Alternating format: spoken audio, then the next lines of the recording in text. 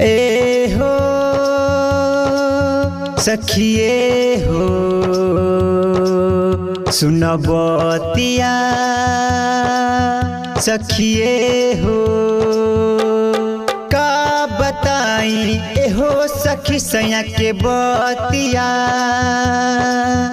अरे का बताई एहो सखी सैया के बतिया। रोज पी के हे आबेला मारे लहरतिया। रोज पी के हे आबेला करे लहगतिया।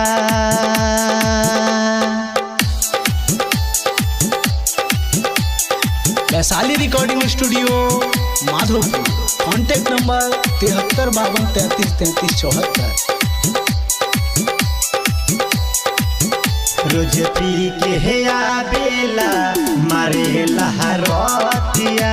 अरे जब से भइल गबना नस्लक न बिछवना ओकर चक्कर में एहो सखी भइल पूरा अरमानमा। भइल पूरा अरमानमा।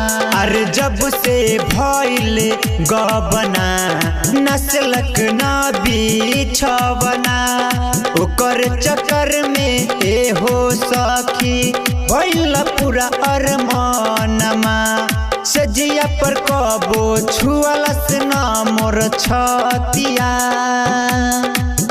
हाय सजिया पर कबो छुअलस न मोर छतिया। रोज पी के हे आबेला मारे लहरतिया। रोज पी के हे आबेला करे लहगतिया।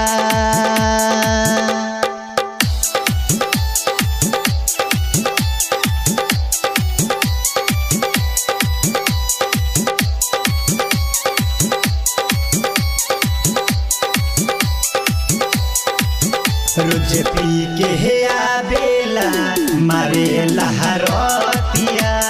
जागल रहे जब से जिया पर करतानी परेशान हो। राइटर कुंदन के छतिया पर अबे न कबो ध्यान हो। अबे न कबो ध्यान हो। जागल रहे जब से जिया पर करतानी परेशान हो।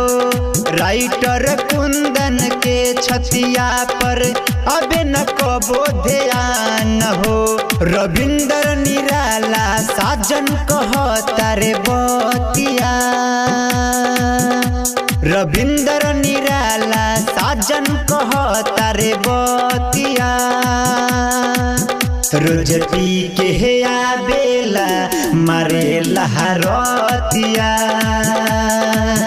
रोज पी के हे आबेला करे लहगतिया। Vaishali recording studio Madhopur. Contact number 73 52 33 33 74।